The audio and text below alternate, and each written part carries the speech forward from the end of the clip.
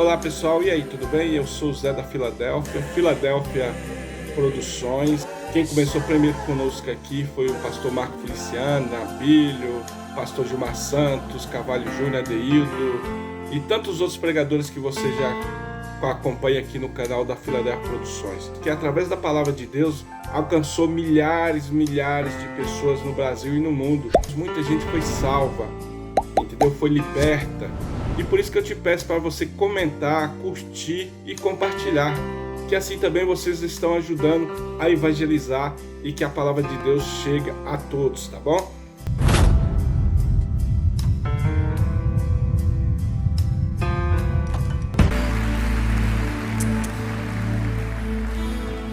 Mais uma vez, sim senhor, eu quero cumprimentar todos com a paz do Senhor. Vamos estar em pé para lermos um trecho da palavra. Abra sua Bíblia comigo no livro do profeta messiânico, no capítulo de número 43. Livro do profeta Isaías, capítulo de número 43. Isaías 43, quem encontrou, diga amém. Mas agora, assim diz o Senhor que te criou, ó Jacó, e que te formou, ó Israel: não temas, porque eu te remi, chamei-te pelo teu nome, e tu és meu. Quando passares pelas águas, estarei contigo. Quando passares pelos rios, eles não te submergirão. Quando passares pelo fogo, ele não te queimará, nem a chama arderá em ti, porque eu sou o Senhor teu Deus, o Santo de Israel, o teu Salvador. Até aqui, amém? Feche a Bíblia, coloque no banco, na cadeira. E como nós já quebramos todos os protocolos possíveis, vamos quebrar mais um. Pega na mão da pessoa mais perfumada do seu lado. Isso, perfume do Avon já foi extinto, né? Aperte a mão da criatura com carinho até ela falar aleluia. Pentecostal que não faz barulho, está com defeito de fabricação, né? Vamos orar?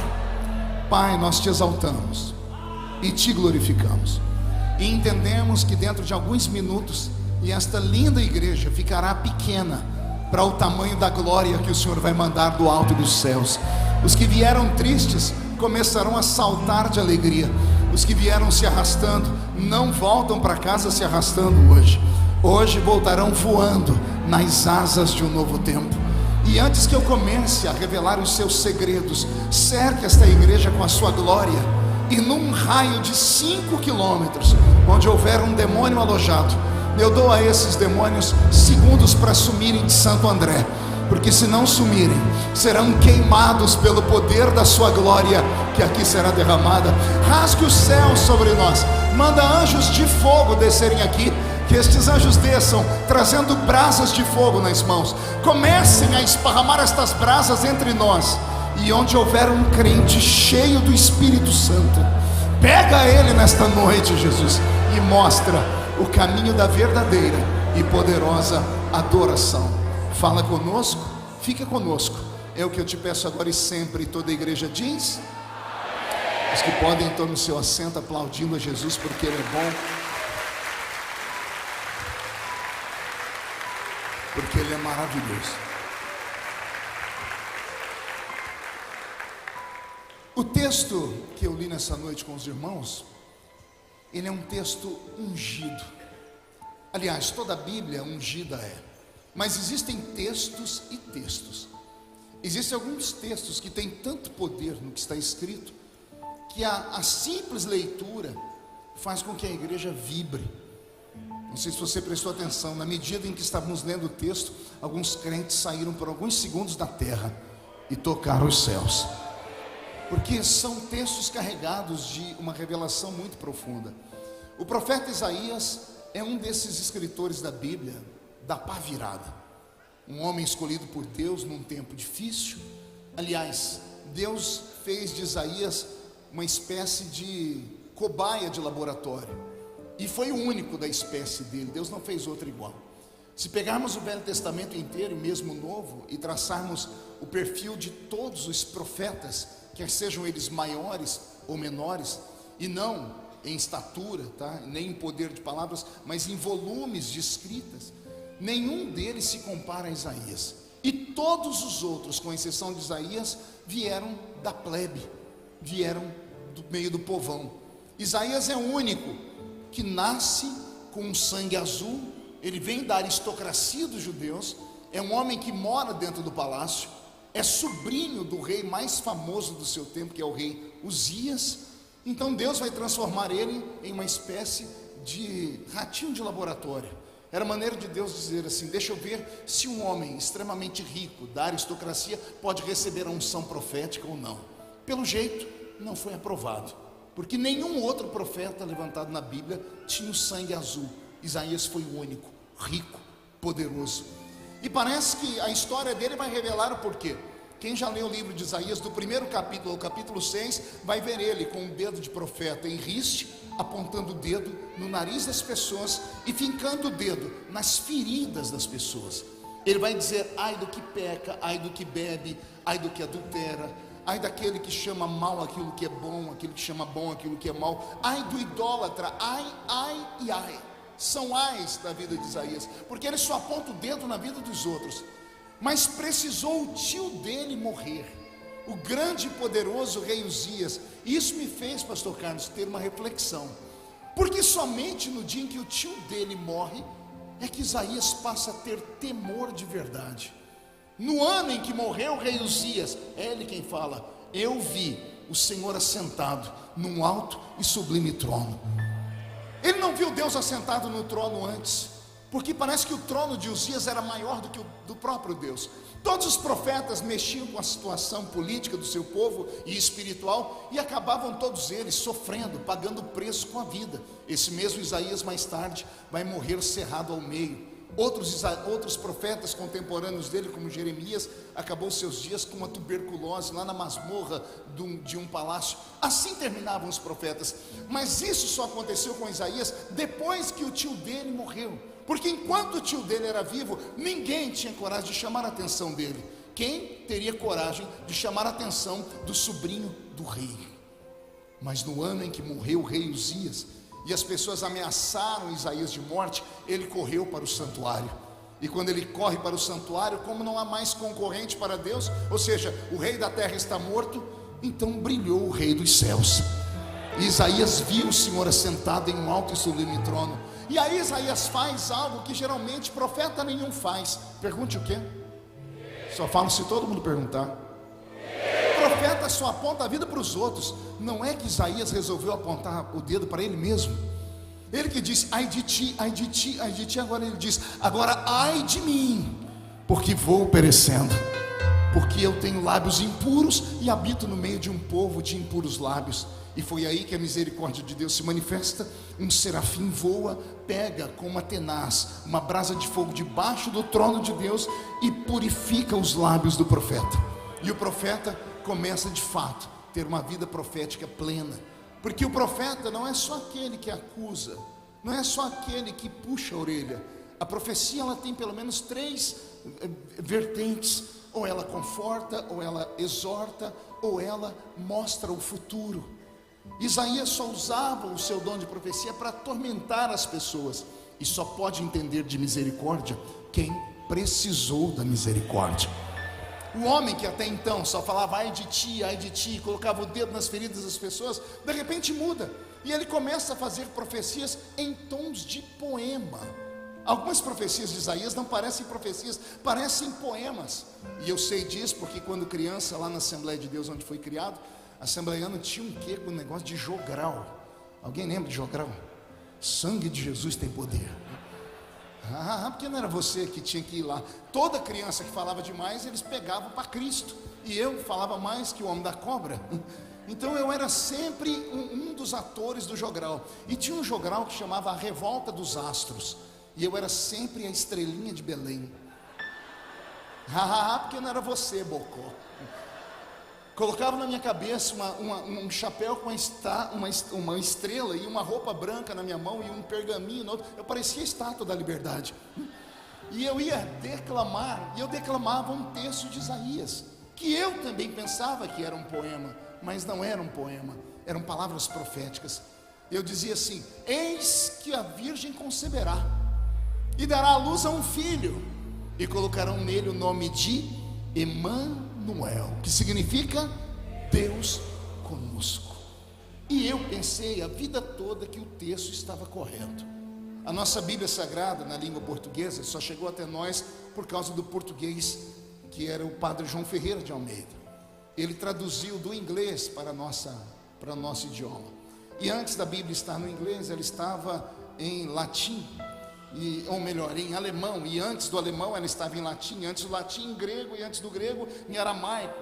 Então imagina as metamorfoses que o texto foi sofrendo até chegar na nossa mão. E o padre João Ferreira de Almeida, quando foi traduzir essa parte de chamar o nosso Cristo de Emanuel, ele dizendo que significava Deus conosco, na verdade o texto em inglês não está Emanuel, são 3 palavrinhas separadas por 2 hífens, está in-men-el, Emmanuel. E o padre colocou Emanuel, talvez por causa dos Manuéis que existem lá em Portugal. E ele colocou Emanuel, que traduzido é Deus conosco. Mas a tradução o texto é muito mais poderoso que Deus conosco. Será que eu tenho uma criança que poderia me ajudar aqui? Uma criança da igreja que é meio artista? Tem alguma aqui? Esse garotinho, não, se eu chamar ele está chupando esse pirulito, ele não vinha. Será que ele vem? Você vem aqui um minutinho? Não, e não é que ele veio mesmo. Charles, me ajuda a pegar ele aqui. Pronto, vem cá, me dá sua mãozinha aqui. Ah, pronto. Olha que coisa bonita. Qual é o seu nome? Leonardo Cecídio. Você é casado? Não. Graças a Deus. Pega aqui na minha mãozinha. A tradução de João Ferreira de Almeida diz Deus conosco. Emanuel, Deus conosco. O que seria Deus conosco? Seria isso aqui: você vai para a escola e Deus vai com você. Você para, Deus para. Você recua, Deus recua. Você vai para o trabalho, Deus conosco, Deus vai com você. Mas o texto não é Emanuel, é Immanel. In, dentro. Men, homem. El, o sufixo do nome do nosso grande Deus, o grande El Shaddai, o grande Elohim, Deus. Então o texto correto não é Deus conosco, seria Immanel, dentro, homem, Deus. Vamos colocar no texto certo, seria Deus dentro de nós. Então o texto não é Deus conosco. Segura. O texto não é Deus conosco, é Deus dentro de nós. É mais ou menos isso aqui. Não é Deus te levando, é você sendo a carruagem de Deus. Alguém ajude ele e dê para ele um pirulito que estava muito gostoso ali. Isso seria a tradução correta. Isaías faz profecias no seu texto sagrado que dá arrepios. Por exemplo, ele vai dizer assim: eis que a virgem conceberá, dará à luz a um filho, colocarão nele o nome de Emanuel. Mas ele também diz outra palavra, ele diz assim: eis que o menino nos nasceu, e o filho se nos, não ouvi direito, o filho se nos, o menino, o filho, o menino e o filho. Eu pensava que Isaías estava sendo redundante, mas não estava. Ele estava com uma luneta telescópica invisível, espiritual, enxergando 700 anos no futuro, porque essa é a distância entre ele e o nascimento de Jesus. E ele enxerga Jesus nascendo, e ele não vê apenas o homem, ele não vê apenas o Yeshua, ele vê o Cristo, porque ele está dizendo: o menino nasceu, porque o menino é de carne. Homem só é homem porque nasce. O menino vai nascer, o filho não. O filho é um unigênito. Ele desce, ele entra dentro do ventre dela e faz dela ser a mãe do Salvador. Ele vê Jesus em suas 2 etapas, homem e Deus. Isaías é profundo demais. É o texto ou o livro mais sagrado para os judeus até os dias de hoje. E por isso eu deixo aqui apenas um conselho: leia mais o livro do profeta messiânico. Posso ouvir um amém? A Bíblia protestante, essa que você carrega aí, ela tem exatos 66 livros, sim ou não? Sim. Curiosamente, o livro do profeta Isaías tem 66 capítulos. Porque a nossa Bíblia, ela tem 66 livros. Por que é chamada de Bíblia? A palavra Bíblia vem de biblos, ou seja, uma biblioteca. Ela tem 66 livros divididos em 2 tempos. Nós chamamos de Velha Aliança e Nova Aliança. Antigo Pacto, Novo Pacto. Velho Testamento, Novo Testamento. No Velho Testamento, 39 livros. No Novo Testamento, 27 livros. Qual é a diferença desses 2 testamentos? Por que há uma separação entre esses testamentos? Quando eu era jovenzinho na igreja, as Bíblias antigas feitas pela Sociedade Bíblica vinham a propósito, separando o Velho do Novo Testamento com 4 páginas em branco. Alguém lembra dessa fase aqui? Acho que só eu e o pastor Carlos mesmo, né? Só a gente é mais velhinho. 4 páginas em branco. Cada página representava 100 anos de silêncio. Entre Malaquias e Mateus existe um período chamado interbíblico, um período de 4 séculos, 400 anos que Deus ficou sem falar com o povo. Era como se Deus tivesse desistido da humanidade. Deixou a terra, sentou do seu trono e ficou observando a terra. Por 4 séculos há um silêncio de Deus. Interessante é que se você pegar o Velho Testamento inteiro e tentar condensar numa visão divina, nós vamos ter a visão de um Deus terrível, de um Deus que abre o céu e manda fogo para a terra, de um Deus que abre a terra e engole os homens, de um Deus que manda anjos cegar os homens. O Velho Testamento inteiro, se você torcer, não se assuste se pingar sangue, e nem se você ouvir gritos de ais e uis, porque no Velho Testamento Deus está olhando para a raça humana e Ele tem em uma mão uma chibata e na outra mão um cajado, e Ele desfere golpes sobre o povo, porque Ele quer trazê-los à sua presença. Não funcionou. O Senhor volta para o céu e se silencia na terra. De repente, no Novo Testamento, temos o mesmo Deus se manifestando. Só que agora, Ele não vem com um chicote. Agora Ele não vem com uma chibata, nem com um cajado pesado. Ele desce com um vaso de alabastro, carregado de azeite, para curar a ferida de toda a raça humana. Então, o Deus do Velho Testamento é um Deus que está irado. O Deus do Novo Testamento é um Deus que está apaixonado. O livro do profeta Isaías, quem já leu ele ou estudou, do primeiro capítulo ao capítulo 39, vai ver Deus furioso. Deus acorda o profeta sempre na madrugada para dizer para ele: tem um povo que tem olhos e não vê, tem ouvidos e não ouve, tem boca e não fala. O meu povo não me segue, o meu povo não faz isso, não faz aquilo. Deus está irado. Do capítulo 40 para frente, Deus esconde toda a sua ira e começa a dizer: Isaías, eu sou apaixonado pelo meu povo.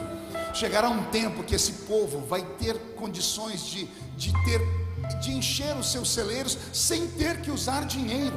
Chegará um tempo em que o melhor da terra virá para a mesa deles. Chegará um tempo que a criança vai correr junto com a áspide, com a cobra. O leão vai caminhar ao lado do cordeiro. E um tempo de paz e bonança virá sobre o meu povo. O livro do profeta Isaías, portanto, é quase que uma mini Bíblia. Existem muitos segredos neste livro. Quem entendeu, diga: eu entendi. Só a irmã que entendeu, mais ninguém. Vou perguntar de novo: alguém entendeu? Diga: eu entendi. Pois bem, agora o capítulo 43 que eu li para vocês, esses 3 versículos, eles já moveram a minha vida por muitas vezes, e eu acredito que vai mover a vida de vocês também. Deus está nessa fase zen. Deus não está lá até no capítulo 39 que Ele está bravo, lembra? Do capítulo 40 Ele está apaixonado, Ele está feliz, Ele está alegre. Ele está tão alegre que Ele acorda o profeta Isaías e diz: Isaías, acorda aí. Pois não, Senhor. Isaías, eu tenho um povo, não são 2 nem 3, tenho um povo. Só que esse meu povo é dividido em 2 grupos. Sério, Senhor? Seríssimo, Isaías. Quais grupos, Senhor? Eu tenho uma parte do meu povo que é feita só de gente normal, e a outra parte, Senhor, só de gente doida. Explica de novo, Senhor. Eu tenho uma parte do meu povo que é feita de gente normal, e a outra é feita de gente maluca. E aí, Senhor? E aí, Isaías? Que pode ninguém compreender o meu povo, mas eu compreendo. E por compreender o meu povo, eu faço promessas dentro daquilo que eles conseguem entender. Como assim, Senhor? Para os normais, meu filho, eu tenho que fazer promessas normais, promessas com as quais eles não têm que fazer muita, não tem que fazer exercício mental, não tem que usar muita intelectualidade, basta ouvir e de pronto ele diz: isso é verdade. Para eles eu faço promessas simples. Diga comigo, simples. Mais uma vez, simples. Tipo de promessa simples, Senhor. Assim, ó, se passares pelas águas, elas não te afogam. E isso é simples, Senhor. Isaías, todo ser humano em vida já passou ou passará pela triste experiência do afogamento. Quem aqui já quase se afogou? Levante a mão para eu ver. Ó, tem uns aqui que são assembleanos, nunca se afogaram porque nunca foram na praia, não vão em piscina, não. Ah, coisa ruim. Quem foi que disse a você que a gente só se afoga indo na piscina ou na praia? Às vezes a gente se afoga tomando um copo d'água. A água entra por onde não devia. E ainda bem que tem um nariz aqui que é a válvula de escape, senão a gente morria afogado. Agora vai melhorar. Quer ver quem aqui já quase se afogou? Levante a mão para eu ver. Ó, até as cadeiras da igreja bateram o pé no chão. Eis aqui uma promessa simples, porque é algo que todo ser humano vai viver ou vivenciar. Aí Deus diz: Isaías, para o meu povo que é normal, para o meu povo que só acredita em coisas normais, em coisas que façam sentido, em coisas racionais, eu converso com eles no idioma em que eles entendem, porque eu não quero deixá-los constrangidos. Então, para os normais, eu só prego coisa normal. Dá um exemplo, Senhor. Pastor Carlos Moisés está pregando no culto, está virado no giraia, o Espírito Santo pega ele e ele diz assim: assim diz o Senhor, ninguém vai para casa hoje sozinho, vão escoltado pelos anjos, porque o anjo do Senhor acampa ao redor daquele que o teme e o livra de todo o mal. Você percebeu que antes de eu terminar as sentenças já tinha gente dando glória a Deus? Pergunte: por quê, pastor? Porque a minha voz entrou no seu ouvido e atingiu o seu cerebelo. Um aparelhinho que nós temos aqui no alto do cocoruto da cabeça, o HD de memórias do ser humano. O HD de memórias que nós temos, ele é acionado através dos 5 sentidos que nós temos. Basta às vezes um cheiro, uma música, uma comida, um gosto, para você voltar lá no passado, em 1800 e bolinha, quando você ainda era crente, né? Agora você é salvo, calma, né? Teve irmão que achou que eu ia falar mal.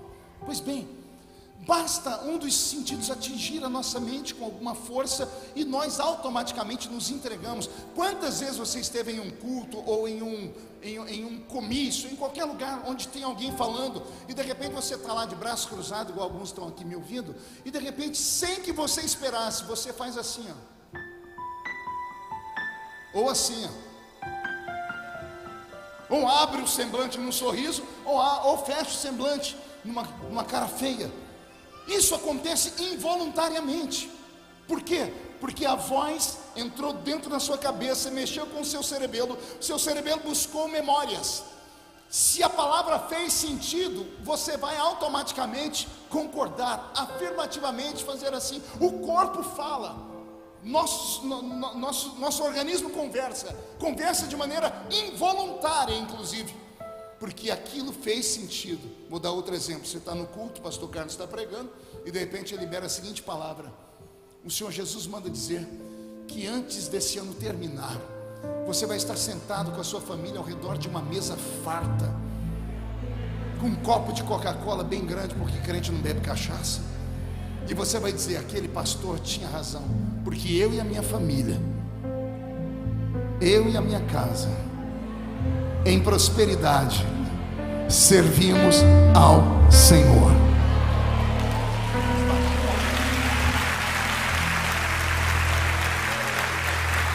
Por que todo mundo se abriu num sorriso e até aplaudiram? Porque é uma palavra que faz sentido. A voz entra no seu ouvido, ativa o cerebelo. O cerebelo trabalha numa velocidade incrível que nenhum computador da Terra é capaz de acompanhá-lo. E ele vai mandar uma mensagem positiva para o seu corpo, dizendo assim: pode acreditar, porque Jesus salvou o filho da fulana de tal, salvou o marido da fulana de tal, a esposa se salvou lá, vai salvar aqui também. Promessas simples são liberadas para pessoas normais, porque pessoas normais têm dificuldade em acreditar naquilo que não faz sentido, naquilo que não é racional e, no mínimo, razoável. Aí Deus diz: Isaías, mas eu não tenho só um povo normal, eu tenho gente maluca que me serve, eu tenho gente doida, Gente que faltam uns parafusos na cabeça deles. E aí, Senhor? E aí que para esses eu posso fazer a promessa que eu quiser. Como assim, Senhor? Eu posso fazer uma promessa maluca que eles acreditam. Que tipo, Senhor? Se passares pelo fogo, a chama não queima você. Vem comigo meditar nisso. Como assim passar pelo fogo e a chama não queima? Não faz sentido. Deus não está dizendo se passar do lado, por cima ou por baixo. O Senhor está dizendo, se passar pelo meio do fogo, a chama não queima você. Mas como assim? A chama é feita do fogo, e o fogo é o elemento mais poderoso que Deus criou no universo. O fogo derrete o ferro, evapora a água, queima a madeira. O fogo será usado na purificação desse planeta. O apóstolo Pedro, na sua encíclica, disse que a terra e os elementos que agora nela existem, ardendo em fogo, se desfarão. O próprio inferno, que é o lugar mais temido do ser humano, porque é feito de fogo, no final dos tempos será lançado em um lago de fogo. O fogo é o elemento mais poderoso do universo. Hebreus 12 diz que o próprio Deus é um fogo devorador.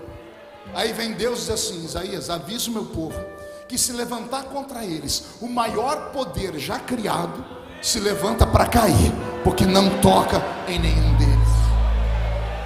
Isso não é uma promessa normal, é uma promessa maluca. Imagine o pastor Carlos pregando aqui um dia dizendo assim: Deus está me dizendo que tem uma irmãzinha que veio congregar conosco há pouco tempo. Ela é muito simples, ela tem um trabalho muito digno, mas o trabalho dela é muito simples. Ela trabalha como gari, ela não sabe ler nem escrever e só tem 2 dentes na boca, o zagueiro e o atacante. E ela, essa irmãzinha, dentro de 30 dias, estará dentro de Washington DC, dentro da Casa Branca, diante de Joe Biden, dizendo a ele assim: Happy is the nation whose God is the Lord. Não escutei nenhum glória a Deus agora.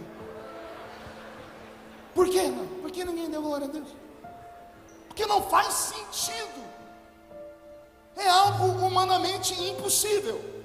Uma pessoa que não tem estrutura nenhuma, dentro de 30 dias, e falar em outra língua com um presidente de uma nação, da nação mais poderosa do mundo. Apesar que a China está engolindo todo mundo, mas isso é outro assunto para um outro dia. Mas veja só, isso é uma promessa que não faz sentido. Por isso, quando eu falei ela, não houve reação nenhuma na igreja, a não ser pessoas rindo com a cara de deboche, porque era o esperado. Vou dar outra. O pastor Carlos está virado daquele jeito. Ele diz: Deus está me dizendo que tem um irmão aqui, ele é pedreiro, um trabalho digno, mas ele não sabe ler nem escrever também. Mas dentro de 2 semanas ele receberá uma carta que virá da Espanha, e a carta vem com o selo de um grande escritório de advocacia, que ao mapear em árvore genealógica de um príncipe espanhol, descobriu que o último herdeiro dele congrega aqui na Igreja Voz da Verdade. E essa criatura vai receber como herança 8 castelos e 100 milhões em dobrões espanhóis. Olha a cara dele, olha lá, o que deu glória a Deus. Olha, vê se é normal. Você viu, não é normal. Só dá glória a Deus umas coisas dessas, gente maluca. E com todo respeito aos normais, nessa noite eu não vim pregar para vocês, eu só vim pregar para gente doida. Tem algum maluco aqui nesse lugar? Então levante a mão direita para o céu, seu maluquinho, chacoalhe ela, coloque no ombro de quem está do seu lado e agarra a criatura com carinho, chacoalhe ela até ela ficar irritada. Isso, diga: Deus te trouxe aqui só para isso. Sacode a pessoa, diga: para isso. Diga: Deus te trouxe aqui para sacudir a sua fé nessa noite, para sacudir as promessas que Ele fez para você um dia, para sacudir o seu ministério, a sua família, a sua casa. E se alguém acredita nisso, agora não dá um grito, não, dá um berro de glória a Deus aí, por favor.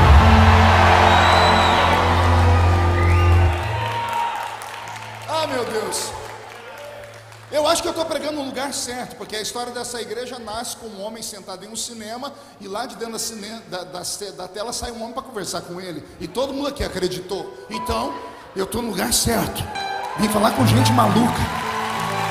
E o Senhor me trouxe aqui não foi para contar coisas novas, o Senhor me trouxe aqui só para te fazer lembrar que tudo que Ele falou na sua vida, tudo que Ele prometeu, Quem viver, verá, para ver acontecer. Por mais louco que tenha sido a promessa, por mais extravagante que tenha sido o profeta, por mais incrível que tenha sido a palavra falada, se você ficar na sua posição de crente, acreditando, esperando, e não simplesmente parando, vindo na igreja apenas como um mero assistente, entrando na igreja como se entra em um teatro, não. Aquele que tem promessa, ele reage diante da promessa. Não basta vir para o culto e ficar aí olhando o pregador com essa cara feia. Não vou olhar, senão eu entrego a pessoa. Fica olhando a gente com essa cara feia, parecendo que foi batizado num pote de vinagre. Não pode vir para a igreja desse jeito e ficar o culto inteiro com esse olho seco, parecendo olho de sapo que morreu no dia de enchente. Está numa igreja pentecostal, mas não consegue abrir a boca nem para respirar. Ficar com essa boca travada, essa boca de aço, essa língua de ferro, esse queixo de concreto, não traz as promessas. Mas se Deus encontrar uns maluquinhos aqui dentro, antes do culto terminar, você será envolvido no manto das promessas do Senhor. Tem promessa mesmo? Então escute aqui. Eu estava pregando na igreja Batista da Lagoinha, lá em Belo Horizonte, há um tempo atrás. E naquela época que a gente ainda vendia CD, livro, DVD, que era uma época tão bonita, né? Eu saía do culto tão feliz.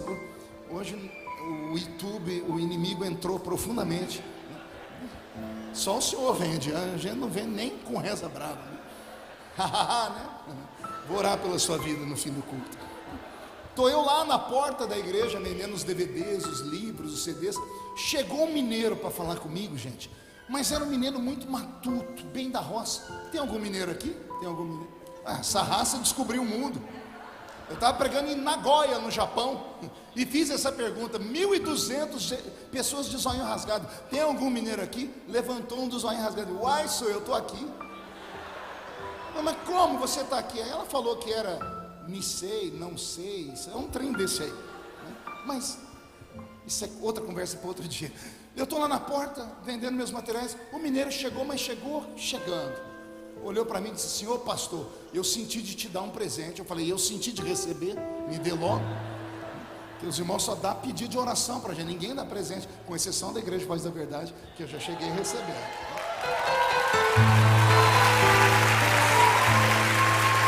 Quase que a porta fecha.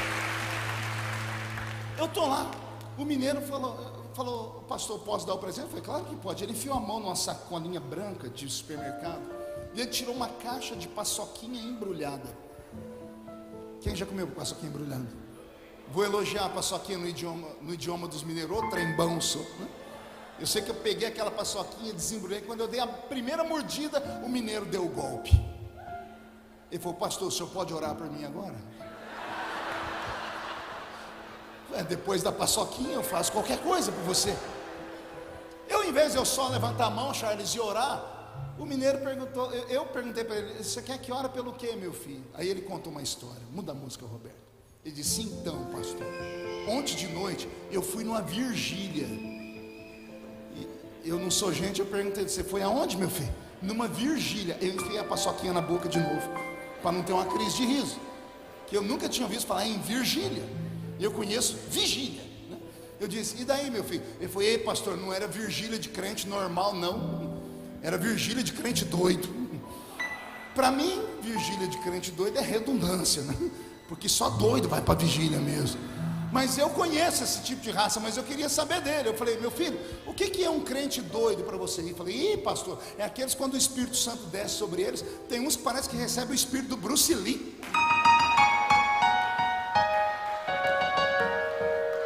Qual o seu nome? Quem tá? Daqueles gritos, aquelas coisas de maluco assim. Eu falei: e aí? Ele falou: e aí, pastor, lá pelas tantas, levantou um profeta doido. Eu conheço profeta doido de vigília de crente doido, mas eu queria ouvir da boca dele: o que é um profeta doido, filho? Ih, pastor, aqueles profetas que quando vem profetizar para a gente quase mata a gente do coração, ué.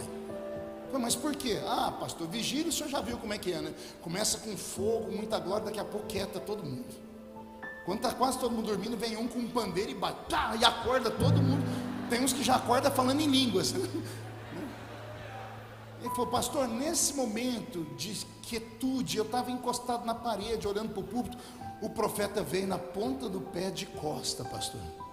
Eu falei: e aí que ele chegou em mim, botou a mão no meu ombro, e ele parou de falar. Eu falei: botou a mão no ombro, ele falou: que me deu desarranjo. Eu falei: mas deu desarranjo porque ele botou a mão no ombro? Não, pastor, deu desarranjo porque não deu tempo de virar para trás para ver o profeta. Eu falei: por que não? Pastor, o homem agarrou meu ombro e fez assim: homem! E bateu. Eu falei: e aí, meu filho? E aí, pastor, quando eu voltei em mim, eu queria sair correndo, mas as pernas não obedeciam, né? O profeta agarrou minha mão, pastor, e disse assim: homem, entra tu comigo nessa carruagem de fogo agora. Eu falei: e aí? Ele falou: pastor, não tinha outra opção. Eu entrei na carruagem de fogo. Falei: pastor, a carruagem começou a andar. Falei: como assim? O homem agarrou minha mão, ele era mais alto do que eu, começou a me arrastar, e eu segurando, não consegui travar ele, ele ia e eu ia atrás. Pastor, ele correu na frente do púlpito, correu pela lateral da igreja, deu as 2 voltas na igreja. Aí, como eu vi que não tinha mais o que fazer, eu me soltei, né, pastor? Ele corria, eu corria também. O homem mirou a rua, pastor, e saiu correndo de dentro da igreja. Eu falei: a carruagem não tinha como sair. Fui atrás. Pastor, eu me entreguei. Lá fora ele correu o quarteirão inteiro. Ele falava em línguas, eu também. Ele falava aleluia, eu dizia glória a Deus. O homem mirou a entrada da igreja de novo e entrou correndo na igreja. No meio do caminho ele brecou e me empurrou, que eu saí catando cavaco. Eu parei para olhar, para ver o que deu no profeta, pastor. Lá estava o profeta, com a mão na cintura, dedo de profeta apontado e fazendo assim com a cara. Tem uns que faltam uns parafusos mesmo. E aí, meu filho? E aí, pastor? Que ele botou o dedo no meu nariz e disse assim: homem, olha o que eu faço. Eu te tomo pela mão direita e eu te tiro daqui e te levo por ali e te levo por lá, e depois te tiro daqui e te levo pelo mundo, e depois eu te trago de volta aqui, porque onde você foi humilhado, você será exaltado.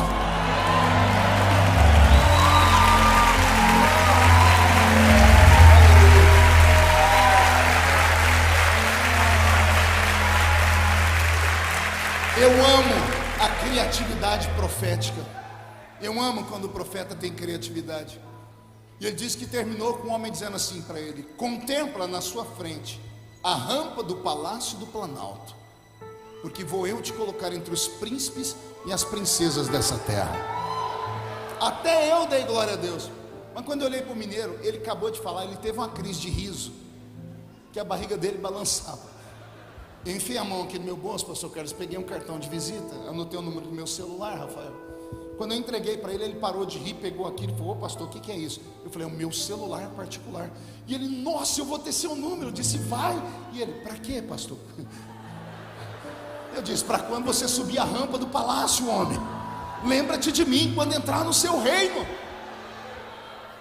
Eu esperei que ele fosse dar uma gargalhada ou dar um glória a Deus como vocês. Ele abaixou a cabeça. Quando ele levantou a cabeça, os olhos dele estavam marejados em lágrimas. E ele começou a dar as desculpas que todo crente dá quando Deus fala com ele. O meu milheiro é o menor da casa, eu sou só uma criança. Gideão e Jeremias falaram assim. O mineiro disse assim para mim: pastor, eu moro aqui no pior bairro de Belo Horizonte. Eu sou pai de 4 crianças, eu não sei ler nem escrever. Eu moro numa casinha tão pequena que não tem fechadura a porta da casa. A porta da minha casa é escorada com uma cadeira de fórmica. Isso aqui ninguém sabe, só eu e aquele ali. Tá vendo? Procura no Google o que é fórmica, você vai saber o que é fórmica. A minha porta era escorada com uma cadeira de fórmica. Ele disse: pastor, o senhor acredita que um homem como eu, que além de ser assim, o senhor vê essa paçoquinha que eu lhe dei? Eu disse: sim. Eu vendo isso nas esquinas de Belo Horizonte. Quando o semáforo fecha, eu vou nos carros e coloco nos retrovisores com um bilhetinho dizendo para eles me ajudarem. É com esse dinheiro que eu sustento os meus filhos. O senhor acha mesmo que um dia eu, esse homem que conta essa história, vou poder rodar o mundo? Ou subir a rampa do Palácio do Planalto? Quando ele falou isso, O homem espiritual, o pastor, já tinha desaparecido. Só estava o homem natural. E o homem natural pensa com a racionalidade. Eu fiz uma equação muito simples na minha cabeça: analfabeto, pobre de marré, com a renca de filhos, viajar o mundo, rampa do palácio, impossível. Só que eu não ia dizer para ele que era impossível, mas também não queria ser leviano ao ponto de criar nele uma história que no futuro ia dar em frustração. Então, quando eu fui abrir a minha boca para falar assim para ele: vamos aguardar o tempo de Deus, aconteceu algo comigo que é um fenômeno. Eu não sei se os irmãos acreditam. Sumiu tudo na minha frente. Deus arrebatou os meus sentidos. Quando eu olhei para ele, ele não estava mais ali, e não era mais a igreja da Lagoinha, não era mais aquele lugar. Eu estava num lugar que eu não sei explicar para os irmãos se era grande ou pequeno, se era claro ou se era escuro. Era um ermo. E quando eu fui perguntar o que é isso, na minha frente, do chão, começou a brotar um edifício. Já viram aquelas cenas de televisão, quando eles colocam uma câmera em alta rotação, uma construção bem rápida? Eu vi nascer do nada um edifício, um prédio. Eu fui olhando enquanto ele estava sendo construído, até que lá em cima, as suas letras garrafais luminosas diziam assim: Hilton Hotel. Eu falei: eu conheço o Hilton Hotel. Quando eu disse conheço o Hilton Hotel, para mim mesmo, o que devia ser o 8º andar, apareceu um homem de terno e gravata. Eu não enxergava o rosto dele, porque tinha luz atrás dele, eu só via silhueta. De repente eu não estava mais aqui embaixo olhando para o homem, eu estava atrás do homem. O homem virava a cabeça e eu virava para ver o que ele via. Eu enxergava tudo o que ele via. Ele olhou para a esquerda, viu uma cidade bonita. Quando ele olhou para a direita, eu vi o estádio de Wembley. Eu falei: eu conheço isso aqui. Isso aqui é Londres. Quando eu disse isso aqui é Londres, uma voz gritou comigo: se lembra, meu filho? E eu não consegui responder, porque antes de responder, a cena desapareceu. Eu vi o homem que estava na minha frente ser jogado para frente, mais para frente do que onde eu estava, e ele foi caindo em câmera lenta, se transfigurando em um adolescente. O terno sumiu, e agora ele estava usando uma roupa que vocês aqui da capital talvez não conheçam, que era uma roupa de boia fria. Era uma roupa de pessoas que trabalham na lavoura, lá pelo interior de São Paulo.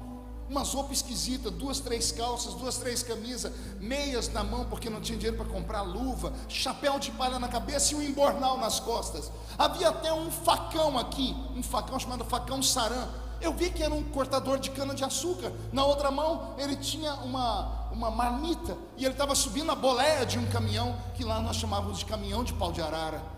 Eu não vi o rosto do rapaz. Quando ele subia, a voz gritou comigo de novo: se lembra, meu filho? Eu não consegui responder, porque antes de responder o caminhão sumiu.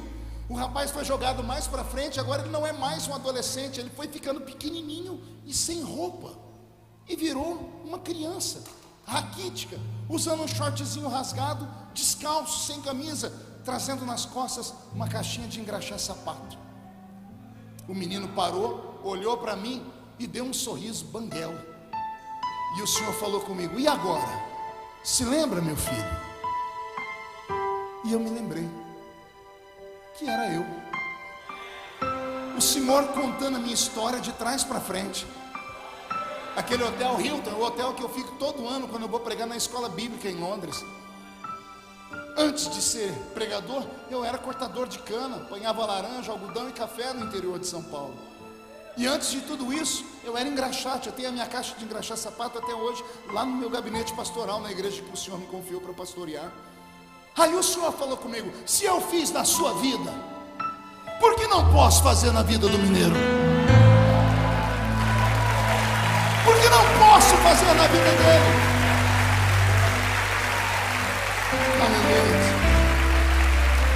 Quando eu voltei em mim, o mineiro estava chorando. Eu levantei o queixo dele, dei um chacoalhão nele e disse: pare de chorar, porque se foi o meu Deus que fez a promessa, o Deus que fez a estéril ser mãe de filho, o Deus que pavimentou o caminho no meio do mar para Israel passar a pé enxuto, o Deus que afundou a muralha de Jericó, o Deus que transformou as moléculas de um machado em isopor para flutuar em cima das águas, o Deus que na ausência de um profeta fez uma jumenta falar, O Deus que fez o morto sair 4 dias depois de morto de dentro de uma tumba. Se foi esse Deus que falou, quem viver verá, para ver se cumprir a promessa.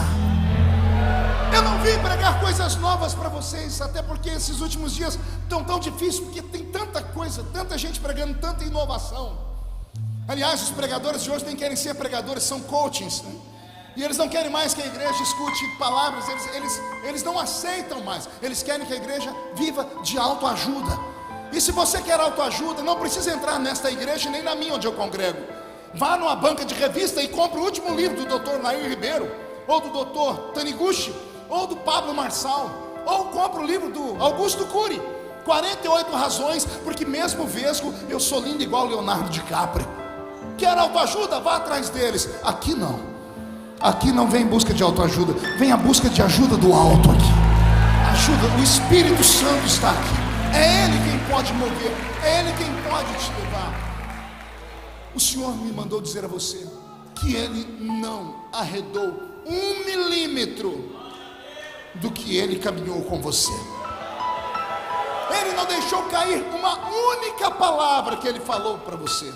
Pastor, mas não aconteceu. Então respire fundo e aprenda. Toda promessa passa pelo teste do tempo. Toda promessa passa pelo teste do tempo do homem, porque para Deus não existe tempo.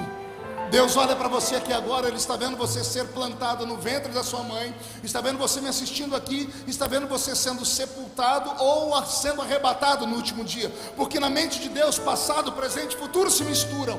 Só existe tempo para nós, então aguarde o seu tempo. Agora aguarde o seu tempo fazendo a sua parte. Não adianta vir para a igreja com esse ombrinho caído, parecendo uma rolinha que tomou uma pedrada de um menino levado lá de cima da árvore. Entra aqui dentro com pena de si mesmo, se sentindo o verme do carrapato. Disso você não jamais conseguirá tirar alguma coisa. Deus está testando você, e Ele quer ver se até onde vai a sua força, a sua fé. Deus está aqui nesta noite, enquanto eu prego, fazendo uma vistoria nessas poltronas, olhando para você, vendo a batida do ritmo do seu coração. Porque se você ainda tem fé, o coração desritima. Se você ainda acredita, os seus olhos lacrimejam, o seu corpo se arrepia, a sua mão é erguida até o alto. O que não pode é você ficar aqui dentro com pena de si mesmo. Deus fez uma promessa, e a Bíblia Sagrada manda dizer para você o que Deus disse no Velho Testamento sobre promessas. Alguém se lembra? Quando questionaram Deus sobre as suas loucuras, Deus disse assim: eu não sou homem para mentir, não sou filho do homem para me arrepender das coisas que falo. Olha o que ele disse: não é homem para mentir. Por quê? Porque o homem promete em pé e não sustenta sentado. Homem promete na hora da emoção. Homem fala quando quer alguma coisa, depois não cumpre mais, porque o homem mente. Deus não mente. Eu li esse livro mais de 30 vezes de capa a capa, e sabe o que eu descobri aqui? Que Deus é um ser que não fala muito. Todas as vezes que Deus vai falar, são sentenças curtas. Ele diz: eu sou o que sou, eu faço, eu não faço, eu levanto, eu abato, eu abro a porta ou eu fecho a porta. Quem fala muito aqui são homens. Deus não fala muito. E eu perguntei a ele: por que o senhor fala tão pouco? O senhor disse: porque eu estou alienado à minha palavra. Eu não posso mentir, eu não posso brincar. Eu sou de falar pouco, mas tudo que falo eu faço acontecer. E se Deus me trouxe hoje aqui como uma surpresa e um presente para vocês, é porque Ele resolveu abrir o verbo. Vai contando os dias, começa a se alegrar. Semana de surpresa pela frente. Não se assuste quando Deus usar alguém pelo WhatsApp, no Instagram, no Facebook. Uma velha carta pode chegar na sua casa, um telefonema. Olha Deus movendo a mão de um juiz essa noite. Olha Deus trabalhando na vida de um advogado nessa noite. Tudo porque você está aqui. Mas não basta estar aqui, você tem que estar com os pés aqui, mas a sua face tem que estar diante dele. Eu prego e você reage. É nesse grito que você conquista Deus. Você manda a glória para cima e Ele manda a glória dele de cima para baixo. E assim o céu se completa conosco. Posso ouvir um glória a Deus por isso? Lá em Brasília, pastor Carlos, o senhor que é um homem politizado, de vez em quando o senhor deve ouvir algum deputado, algum senador usar a seguinte expressão: Vossa Excelência traz a esta casa um projeto draconiano. Sempre esta palavra está na boca dos políticos. Draco foi um senador romano extremamente inteligente. Ele criava projetos de leis que ninguém conseguia fazer emendas. E os projetos que ele criava eram tão duros, eram leis tão duras, que ninguém conseguia mudar as suas leis. Por isso, os projetos difíceis são chamados de projetos draconianos. O que tem isso a ver com a pregação, pastor? No Velho Testamento, Deus deixou a palavra dele. Ele criou a lei. Não sou homem para mentir, não sou filho do homem para me arrepender daquilo que falo. No Novo Testamento, Deus endureceu a lei. Ele criou uma lei draconiana. Olha o que ele diz: passa o céu, passa a terra, mas as minhas palavras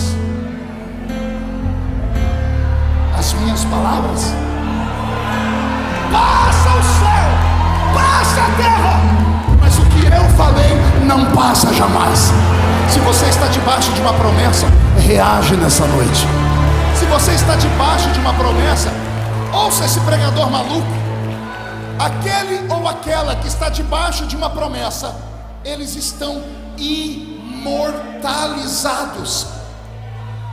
Vou repetir: quem está debaixo de uma promessa divina está imortalizado até que a promessa se cumpra. Vou repetir: quem está debaixo de uma promessa não precisa ter medo de assalto, não precisa ter medo de bala perdida, não precisa ter medo do Covid, não precisa ter medo de câncer, não precisa ter medo de AIDS, não precisa ter medo de bandido. Se você está debaixo de uma promessa, a morte se levantar contra você, e se vier no número de 11.000 demônios para te matar, 1.000 cai de um lado, 10.000 cai do outro lado, você não pode ser atingido, porque Deus não se contradiz. Deus não se contradiz. Agora vai valer, para encerrar, um puxãozinho de orelha. A nossa fé, a fé pentecostal, a fé cristã evangélica pentecostal, sempre foi uma fé simples. Nós sempre acreditamos em coisas loucas, e sempre funcionou. Mas de uns anos para cá a coisa está difícil. As pessoas querem uma prova, uma explicação razoável, querem uma explicação plausível. As pessoas deixam a sua identidade espiritual lá atrás. E agora são pessoas modernas, são pessoas importantes, são pessoas ricas. E alguns acreditam mesmo que essas revelações de Deus não se dão para pessoas importantes, nem para pessoas ricas. A fé não tem nada a ver com a sua vida financeira. A fé tem a ver com a sua necessidade. Talvez o que tenha faltado a você é se lembrar de onde veio, e se lembrar daquelas velhas palavras, aquelas profecias, daquelas irmãzinhas do coque, dos 2 dentinhos na boca, daqueles irmãozinhos que quando faz aquelas coreografias espirituais a gente morre de dar risada. Eu cresci num ambiente desse, e eu tento arrastar isso comigo por onde quer que eu vá. É claro que eu não sou mais um menino lá da Vila Tatu que cortava cana. Eu me comunico em 3 idiomas, eu escrevi livros, sou um dos conselheiros do presidente da República, e já preguei em mais de 80 países do mundo. Mas eu não esqueço as minhas raízes. Estava em Brasília um dia desse, passando por um corredor, um deputado me viu e disse: pastor, o senhor pode entrar aqui? Eu falei: posso. Eles estavam lá num grupo de uns 5, 6 deputados com 2 desembargadores. Aí ele falou: o senhor pode orar por esse desembargador? Eu falei: posso. Só que eu estava vindo de um momento de oração, eu não passo pelo vale, eu habito no vale. Porque não é você. Tudo comigo vai para o Jornal Nacional. Você já viu um monte de coisa. Então, quem vive desse jeito tem que viver em constante oração. E eu estava numa manhã de consagração, e esse homem me chamou. Eu falei: claro. Eu entrei, agarrei a mão aqui do desembargador, fizemos um círculo, e eu comecei a orar. Eu esqueci que estava na cama. E eu me transportei lá para o monte onde eu oro até hoje. no meio do mato. Eu oro no meio do mato. Eu tenho uma equipe de oração. A gente sobe a montanha para orar. E lá a gente grita, pula, planta bananeira, dá tapa na árvore. É uma coisa do céu, né? Isso é coisa só para orador de monte. Tem algum aqui? Tem algum aqui? Tá tudo escondidinho aí, pastor. Tá vendo? A turma tá toda aí. Mas bem, eu encarnei um orador de monte. Eu dei 2 batidas com o pé no chão e um grito. Quando eu abri o olho, eu vi uns deputados fazendo assim. Eu falei, Jesus, aqui não. Segura. Pensou ficar tudo endemoniado ali? Quando eu vi que aconteceu isso, eu tomei uma cutucada aqui. Isso aqui chama ilharga. Você já deve ter lido na Bíblia que o anjo tocou a ilharga de Pedro. É aqui, ó. Vai numa pessoa e dá uma cutucada aqui para você ver o salto que ela dá. Eu estava orando, um abençoado de um deputado federal evangélico, que quase que eu entrego, bateu aqui na minha ilharga, né? Quando ele bateu na minha ilharga, eu falei, pois não, ele disse, calma, menos. Menos o quê? Menos. Aí eu diminui a oração, entreguei, amém. Quando eu fui saindo, ele me chamou num canto. Ele falou, vem cá, deixa eu sentar com você. Você já está aqui 2, 3 mandatos. Você é um homem importante hoje na nação. Você dá entrevista para televisão. Eu falei, e por que quando eu pedi para você orar, você fez aquela bagunça? Eu falei, mas que bagunça? Você bateu o pé no chão, você pulou. Eu falei, mas eu estava orando. Falei, e precisa de tudo isso? Eu falei, eu sou pentecostal. Ele falou, mas você é deputado. Eu disse, e? Eu falei para ele, como é que você acha que eu cheguei aqui? Não entendeu? Tem que desenhar. Como é que você acha que eu cheguei aqui no parlamento? Você acha que eu cheguei porque eu sou inteligente? Eu cheguei aqui porque quem me mandou para lá foi o meu povo. E o meu povo sabe que eu sou homem de oração. E não me envergonho do Evangelho de Cristo, porque ele é o poder de Deus para a salvação de todo aquele que nele crê. Para encerrar, você não tem noção do que Deus é capaz de fazer para cumprir uma promessa que ele te faz. Eu encerro com esse exemplo bíblico. Tem um homem na Bíblia, eu vou desenhando e você vai vendo a cena. Ele está em cima de um cavalo, correndo atrás dos inimigos. E de repente ele para o cavalo.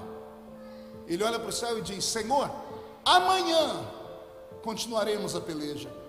Aí o Senhor diz assim para ele, eu disse que entrego o inimigo na sua mão hoje.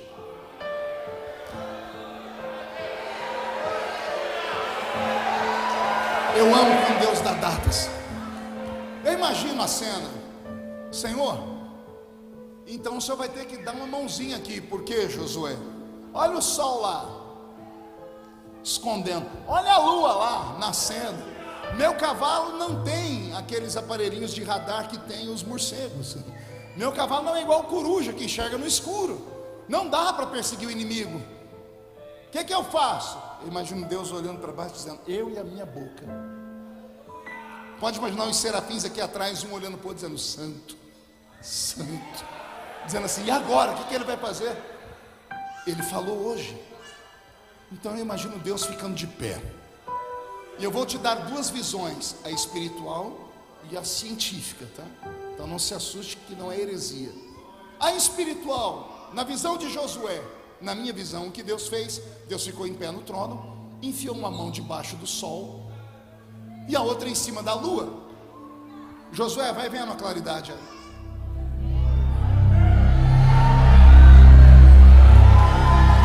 Tá bom? Só um pouquinho mais de luz.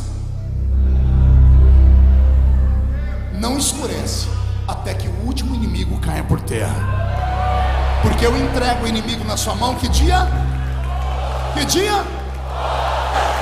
Essa é a visão simples, simplória. Na visão científica, o que aconteceu é algo extraordinário. Eu li um livro chamado Universo em uma Casca de Nós, ele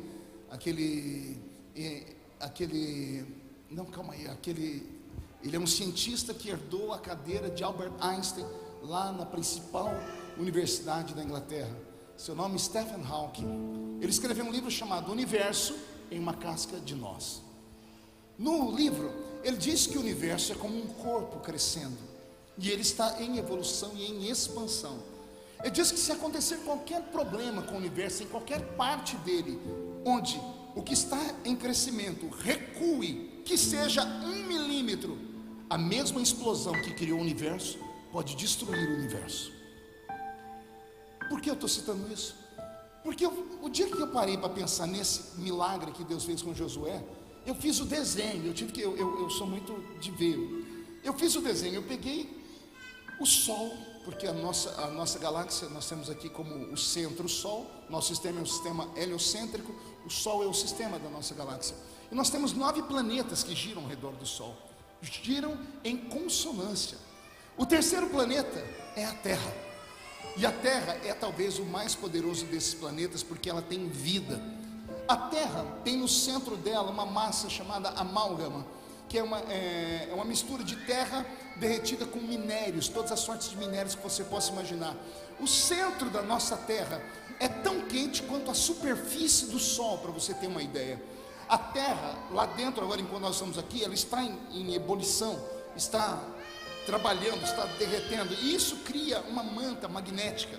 E essa manta magnética é o que põe a Terra para girar.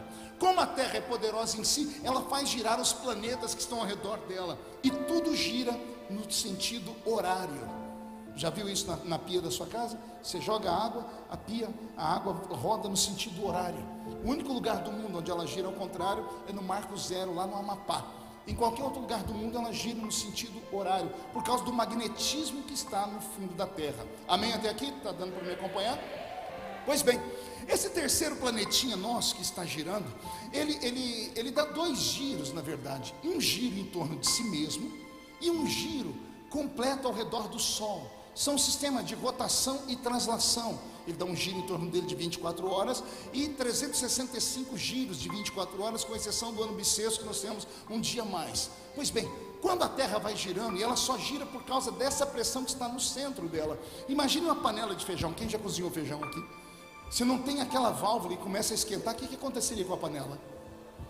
A Terra só não explode por causa dos sucos que existem dentro dela. Os gases que saem lá de dentro dela vão esquentando toda a Terra, pegam os lençóis freáticos entram em ebulição, sobe o vapor e vai chegando na crosta da Terra e dá vida às plantas. Aí nós temos o sistema de fotossíntese. Durante o dia, as plantas que recebem vida dão para nós oxigênio, e à noite, gás carbônico. Tudo é como um quebra-cabeça perfeito. Stephen Hawking está dizendo que se acontecer qualquer coisa anormal e houver qualquer momento em que a Terra ou qualquer planeta retroceda, o universo pode explodir. Aí o que é que Deus faz para um homem que está sentado em um lombo de um cavalo? Vai ser dia enquanto eu não cumprir a minha promessa. E Jó diz que a Terra ela é sustentada por 2 eixos invisíveis. Deus colocou uma mão no eixo invisível de baixo, colocou a mão no eixo invisível de cima. Ele travou a Terra de uma vez. A Terra gira numa velocidade incrível. Se não me falha a memória, 7.000 quilômetros a cada segundo. Nós não percebemos por causa do nosso tamanho. A gravidade nos puxa para a Terra por conta disso, que ela está girando. Nós não percebemos o tanto que ela gira. E ela só está girando por causa do centro dela, que está em ebulição. Aí Deus faz a promessa para um homem no lombo de um cavalo. Aí Deus coloca a mão aqui embaixo, a outra aqui em cima. Primeiro ele trava a Terra para de girar. Agora Deus pega a Terra e gira para trás.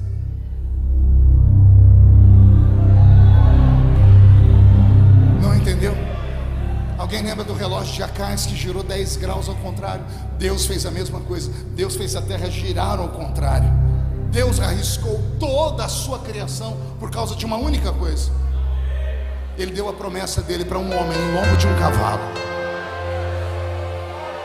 Eu entrego o inimigo na sua mão nesse dia. Se você está debaixo de uma promessa feita por esse Deus, fique de pé comigo.